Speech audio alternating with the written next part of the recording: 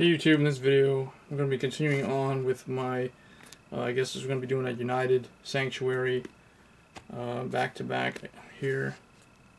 So today we'll be doing a deck profile on my Salvation Line Grand Ezel Scissors deck that I put together, featuring cards from a lot of different booster sets. This deck is actually going to be a mix. Not a mixed clan, but it's going to be a mixed main Vanguard deck, as you'll see here. So, Salvation, the only reason why a lot of people don't like Salvation Line Grand Ezel Scissors is because he's not a Liberator, so he can't mesh well with the Liberator subclan.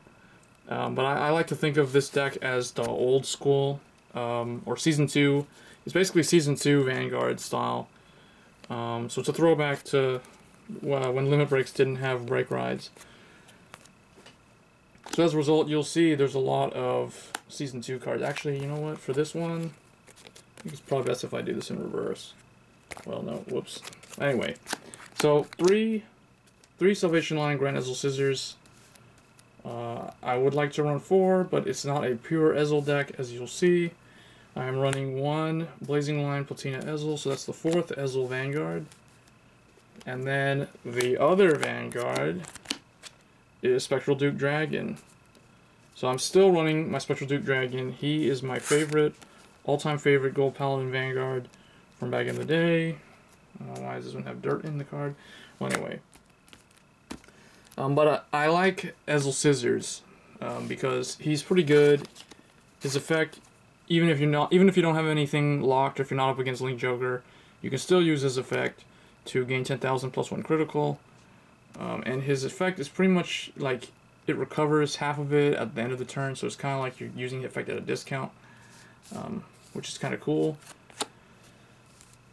So anyway, that's the grade 3 lineup. So 8 grade 3s, 1 Platina Ezel just as a finisher, and then Spectral Duke is in here, and then Ezel Scissors.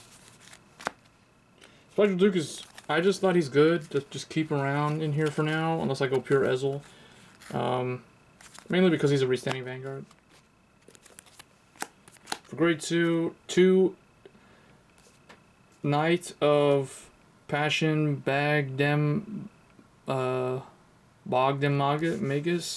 Not sure how to say his name there. He's your 12k sacker for Ezel. He came out back when Platina Ezel came out. And then the new guy for Ezel, Burning Scale Knight, Eliwood or Eliwood. He basically he can top deck a card onto the field when Ezel, like when a grade 3 Ezel is I guess when you ride Ezel, if he's already in the field, you get to do his effect. So, and then 3 player of the Holy Bow Viviane, kept her in here, carry over from my Spectral Duke deck. Because it's a pretty good card. It's a pretty good pressure card. Only thing is you need to have something behind it. Otherwise it doesn't really do anything. Except be a 9k vanilla. And then, last but not least, 4 Black Knight Dragon Vortimer for the ride chain. I still am running the ride chain. Mainly because it's a pretty good ride chain for free field presence calls. And it makes him 11k. So if I was not running Duke, I would probably be running more of those, of the Ezel stuff, or probably be mains. So that's a grade 2 lineup. For grade 1, I have 1 Knife Throwing Knight. Mainly, well, he's your 5k grade 1 when you call him. When he's placed on R, Soul Blast 2, on Flip 2. Because the deck is pretty Counterblast heavy, like let's say you use Spectral Duke early, so you use his effect, you're Counterblasting 2. This guy can recover that, so if you need to go into Platina Ezel to end the game, you still have that Counterblast capability. Same thing, same applies to Scissors. And then 2 Sacred Twin Beasts White Lion, only 2 because the deck is not pure Ezel, and he's kind of like, he's like Zoitin, sort of. Or actually, no, well, he helps you Soul Charge, but in a weird way. But he's an interesting card. He's a 7k, so. And then 3 Knight of Passion Torre, or Torre. He's your 10k grade 1 attacker for Ezel. Only 3 because actually 2 might be better because Duke is in the deck. There's 50-50%. There's 50-50 chance you're gonna ride either Duke or one of the Ezels. Preferably you want to ride Scissors over Platina. But that's why I'm only running 3 of those. You don't have to run this guy. If you don't want to run Ezel specific stuff and just because of Duke, but you want to keep like a grade 3 lineup like mine, I would recommend running Dindre or any of the other kind of tech type of cards. Like you could run Little Battler Tron, stuff like that. And then for Halo Shield Mark, just 4 Sentinel. And then 4 Scout of Darkness Vortimer for the Ride Chain. This is probably the most important card you want to have in your opening hand. And then for the trigger lineup, it's still pretty basic stuff. I still only have 1 Flame of Victory, unfortunately. Otherwise I would run 4 Flame of Victory. But anyway, 4 criticals there. 4 more, so 8 critical. 4 draw.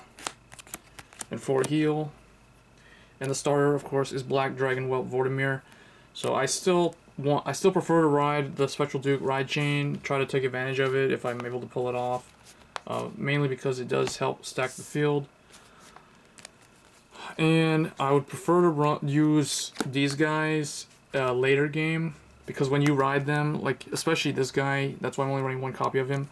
But this guy is pretty much dead until you get Limit Break. Spectral Duke is too, but his Ride Chain is what you rely on early and mid game. So he's a better first grade 3 to ride, and then you can ride Scissors or Platina second. So that was pretty much the deck. Let me know what you guys think of mixing Spectral Duke with Ezel. I think it's pretty effective. It catches opponents off guard, because most of the time, if they see, well, when they see me open up with Vortimer, they all automatically assume, oh, it's Spectral Duke. That's like a really old school card. But with Ezel, it kind of got an update, so it's still pretty relevant. So if you guys enjoyed the video, as always, don't forget to subscribe. Thanks.